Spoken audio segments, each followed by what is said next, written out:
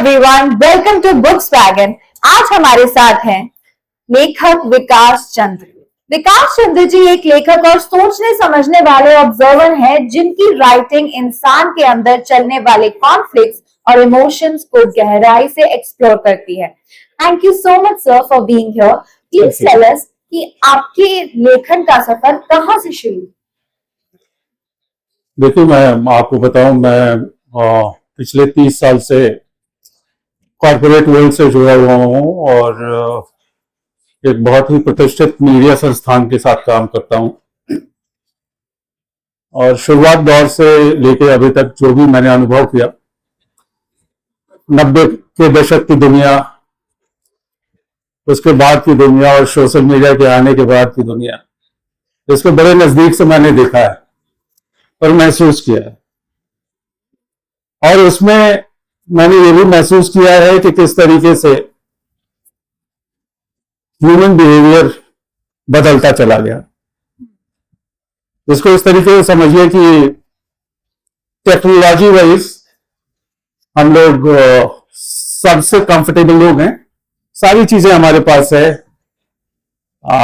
बस आपको बोलना है, वो चीज आपके सामने उपलब्ध है।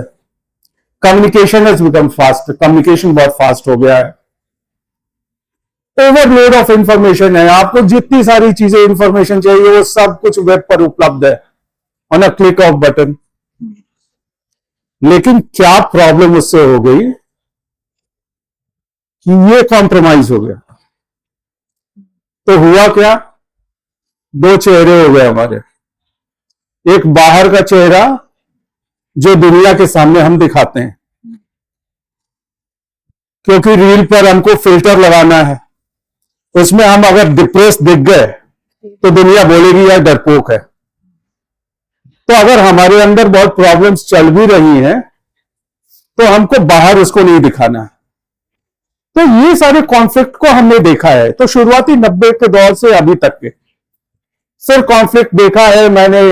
एक वर्किंग वुमन है जो बाहर काम कर रही होती है, उसमें उसको घर में और बाहर में किस तरीके से बैलेंस बनाना पड़ता है, और उसमें उसका सेल्फ कैसे कॉम्प्रोमाइज होता है।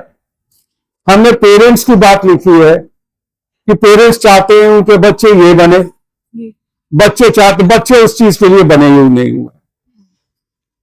पेरेंट्स चाहते हैं मेरा बच्चा एक फर्स्ट क्लास इंजीनियरिंग कॉलेज में जाए, वो सिर्फ इसलिए चाहते हैं क्योंकि पड़ोसी के शर्मा जी का बच्चा भी इंजीनियरिंग कर रहा है, वो लाइफ में बहुत अच्छा कर रहा है। लेकिन हर एक बीज अलग है, हर बच्चा अलग है। आप उसको अपनी चीजें थोप देंगे, आप अपने ड्रीम्स को थोप देंगे, तो वो बच्चा जीवन में सक्सेसफुल नहीं हुआ। तो मेरी कहानी कहीं ना कहीं इस बात को भी, पेरेंट्स को भी ये बताती है, प्लीज होल्ड ऑन, ये इतने बच्चे को अपने अनुसार काम करने दो, वो अपने आप अपने रास्ते पे पहुंच जाएगा। तो यही सारी कहानियां हैं जी। तो सर, जैसे कि हम जानते हैं कि हर लेखक की लिखाई में कहीं ना कहीं उसके निजी जीवन से भी एक जुड़ाव होता है, एक प्रेरणा होती है। तो आपके निजी जीवन में क्या कुछ ऐसी घटनाएं हुई या फिर कोई ऐसी प्रेरणा जिससे आपको लिखने की क्षमता पैदा हुई आपके पास? देखिए, लिखने के लिए तो चूंकि मैं खुद ही एक लिटरेचर का स्टूडेंट, मैंने पोस्ट ग्रेजुएशन किया है इंग्लिश लिटरेचर में, और मैं जिस जगह से आता हूँ वो वहां हिंदी बोली जाती है, पढ़ी जाती है। तो इसकी वजह से हिंदी तो हमारे पास बचपन से ही एक भाषा जो मेरे पास थी और दिल के बहुत नजदीक थी। दूसरा ये है कि मैंने जैसे आपको बताया, कॉर्पोरेट वर्ल्ड में जब आप काम कर रहे होते हैं, और पिछले 30 साल से मैं इसी कॉर्पोरेट वर्ल्ड में काम कर रहा हूं, तो बहुत सारे अनुभव हुए। कुछ व्यक्तिगत अनुभव हुए, कुछ लोगों को देखा, वो अनुभव हुए। बदलते हुए समय को देखा, उससे अनुभव हुआ। बदलते हुए दशक को देखा, उससे अनुभव हुआ। एकदम से टेक्नोलॉजी का एक्सप्लोजन,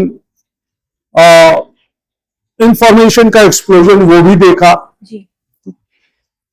व्यक्तियों के वेलबींग को कॉम्प्रोमाइज होते हुए देखा। इन सारी चीजों को देखते हुए मुझे लगा कि कहीं ना कहीं मुझे लगता है कि अगर थोड़े से अपनी जिंदगी में ट्वीक कर दिया जाए, थोड़ा सा करेक्शन कर दिया जाए, तो आप एक बेहतरीन जिंदगी जी सकते हैं। तो इसकी वजह से ये किताब मैंने लिखी। जी। तो सर, आपने बताया कि आपने अपनी एजुकेशन इंग्लिश लिटरेचर में की थी, मगर आप हिंदी में आपने अपनी किताब लिखी है। तो आपको क्या ऐसा लगता है कि इस तरह के गुण हिंदी की किताबों में डाले जा सकते हैं, जिससे आजकल का जो युवा है, जो हिंदी से बहुत दूर जा रहा है, उनको हम अपनी भाषा की तरफ और आकर्षित कर सकें?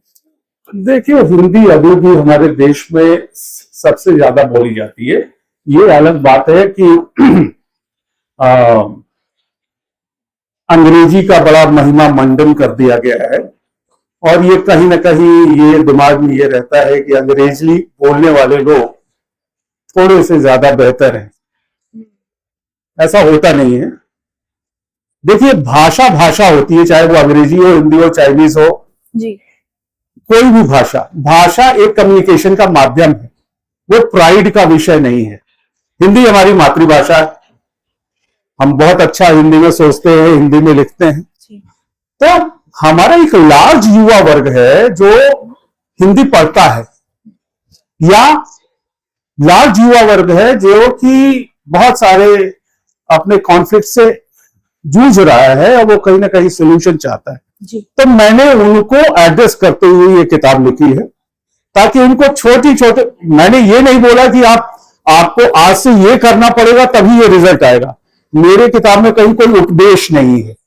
मैं ये बोलता हूं, इस किताब को जी ले, थोड़ा सा जी लोगे, जिंदगी बदल जाएगी। इमोशनल कॉन्फ्लिक्ट की अगर बात करें, तो आपको क्या लगता है कि आज के समय में ऐसा कौन सा इमोशनल कॉन्फ्लिक्ट है जिसे लोग सबसे ज्यादा नजरअंदाज करते हैं? देखिए, बहुत सारे इमोशंस है। इमोशन तो बहुत सारे तरह के हो सकते हैं, चाहे वो आपके फिजिकल अपीयरेंस को लेके दिमाग में कुछ चल रहा हो, जी। या आपके पेरेंट्स और बच्चों के रिलेशनशिप हो सकते हैं, वो वर्क प्लेस में आपके बॉस और सहकर्मी के साथ रिलेशनशिप हो सकते हैं, हस्बैंड वाइफ के रिलेशनशिप हो सकते हैं, या दो यंग एडल्ट के रिलेशनशिप हो सकते हैं। वहां कहीं ना कहीं इमोशन तो इन्वॉल्व है, और चूंकि हम उस इमोशन को अच्छी तरीके से हैंडल नहीं कर पाते हैं, तो हम बड़ा प्रॉब्लम में लैंड करते हैं। तो इस किताब के माध्यम से मैंने ये बताने की कोशिश की है कि जैसे मैंने मेरी एक कहानी है जिसमें मैंने डिप्रेशन की बात की है, जिसका पात्र है अनिकेत राणा, जिसने बिजनेस शुरू किया, बिजनेस में बड़ा ऊंचा उठा, फिर वापस गिर गया, बड़ा डिप्रेस्ड हो गया, और टेडेक्स में जाता है, बात करता है। तो ये सारी जर्नी, मतलब डिप्रेशन जैसी कहीं कोई चीज नहीं है। आज हम देख रहे हैं आए दिन अखबारों में, टेलीविजन में, यहाँ पर इन्होंने सुसाइड कर लिया, इन्होंने ये कर लिया, इन्होंने ऐसा कर लिया। ये सब करने की कोई आवश्यकता नहीं है। थोड़ा सा समझिए, it is one life and you have to enjoy it, you don't have to kill it. यही इस किताब के माध्यम से बताने की कोशिश की। जी। इस किताब से हमें समस्याएं तो समझ में आ गई कि रोजमर्रा की जिंदगी में क्या देखने को मिलती हैं, मगर क्या इस किताब से हमें उनका समाधान भी मिल सकता है? इस किताब में समाधान दिए हुए हैं, और वो समाधान ऐसे समाधान नहीं है। देखिए, मैं किसी डॉक्टर की तरह ये नहीं बोल रहा हूं कि साहब अगर आपको बुखार है 104 डिग्री तो आपको ये सुमो की टैबलेट 600 mg खा लेनी पड़ेगी। नहीं, I am not a doctor. मैंने ये जो 30 वर्ष निकाले हैं, और मैंने जो जीवन को बड़े नजदीक से देखा है, तो मैंने इसमें समाधान भी दिया है। जैसे मैं एक सिंपल सी बात बताऊं, आजकल हर एक बच्चा, हर एक यंग एडल्ट अपने बॉडी ट्रांसफॉर्मेशन को लेके इतना ज्यादा फिनिकी है, वो 24 घंटे में अपने बॉडी को ट्रांसफॉर्म करना चाहता है। तो उसके लिए उसके कंटेंट भी है सोशल मीडिया पर, लेकिन वो बॉडी जिंदगी में कहीं ट्रांसफॉर्म होती नहीं है। वो फिर फिल्टर ही लगाना पड़ता है ट्रांसफॉर्मेशन के लिए, which is not a real transformation. उस ट्रांसफॉर्मेशन को जर्नी को किस तरीके से हम आगे ले जा सकते हैं थोड़े से एफर्ट के साथ, वो सोल्यूशन मैंने इसमें ये दिया है। तो अलग अलग प्रॉब्लम्स के अलग अलग सॉल्यूशन, जो कि बहुत डुएबल सॉल्यूशंस हैं, मैं फिर से ये बोल रहा हूं कि मैंने ये इसमें कहीं नहीं लिखा कि ये आपको करना पड़ेगा। मैंने कहा कि जस्ट ट्राई इट, आप कोशिश करिए और देखिए कि आपके पास कितने बढ़िया रिजल्ट मिलते हैं। जी। आपकी किताब का जो शीर्षक है भीतर के गुण, तो ये इसकी प्रेरणा, इस शीर्षक की प्रेरणा, ये शीर्षक आपको कहाँ से और किस वक्त सूझा, इसके बारे में देखिए, मैंने आपको शुरू में ही बताया कि देखिए क्या होता है कि हमारा बाहर का चेहरा कुछ और होता है। हम बहुत सारे किरदार निभा रहे होते हैं। उस प्रोसेस में क्या होता है कि हम आउटवर्ड तो बहुत अच्छे हैं, एक्सटर्नल रूप से हम बड़े वाइब्रेंट नजर आते हैं, हमारे अंदर बहुत पावर है, हम बड़े कूल नजर आते हैं, बट एक्चुअली हम अंदर से कूल हैं, ये समझने की जरूरत है। आज वो कूलनेस अंदर नहीं, बिकॉज उसके लिए आपको अंदर जाना पड़ेगा, थोड़ा ठहरना पड़ेगा, भागना नहीं पड़ेगा, शांत रहना पड़ेगा। तो मैंने ये बोला है कि ठीक है, बाहर आपने ये कर लिया, ये जरूरी भी है सक्सेस के लिए, लेकिन उसके साथ साथ ये जरूरी है कि आप अपने भीतर आए और आपका जो एक्चुअल सेल्फ है उसको पहचानने की कोशिश करें। और जिस दिन आप अपने एक्चुअल सेल्फ को पहचान लेते हैं, उस दिन आप जीवन में बहुत सेटल्ड हो जाते हैं, बहुत अच्छे हो जाते हैं। धन्यवाद सर। मुझे पूरी उम्मीद है कि इस किताब से और आज हमने जो भी डिस्कशन किया उससे लोगों को बहुत कुछ सीखने को मिलेगा। मैं चाहूंगी कि आप एक बार अपने रीडर्स के लिए, ऑडियंस के लिए कोई एक एडवाइस जो आप देना चाहें, जो आपको लगता है मैसेज जाना चाहिए। मैं अपने पाठकों को ये कहना चाहूंगा कि देखिए, जीवन बहुत खूबसूरत है और अगर किसी जीवन में किसी समस्या से गुजर रहे हो, चाहे वो कॉन्फ्लिक्ट हो, माइंड चैटर हो, आपके व्यक्तिगत रिलेशनशिप है और बहुत सारे प्रॉब्लम्स हैं, तो इसका मतलब नहीं है कि दुनिया खत्म हो गई। उसमें छोटे छोटे जो सॉल्यूशंस हैं उस पर अगर आप काम करना शुरू करेंगे तो आपकी दुनिया और बेहतर से बेहतरीन हो जाएगी। तो उसके लिए हमारी किताब भीतर की गूंज एक बार जरूर पढ़िए और फीडबैक दीजिए, सो दैट नेक्स्ट हमारी किताब जो आए उसमें आपके फीडबैक के अनुसार मैं और बेहतर करने की कोशिश करूं। Thank you.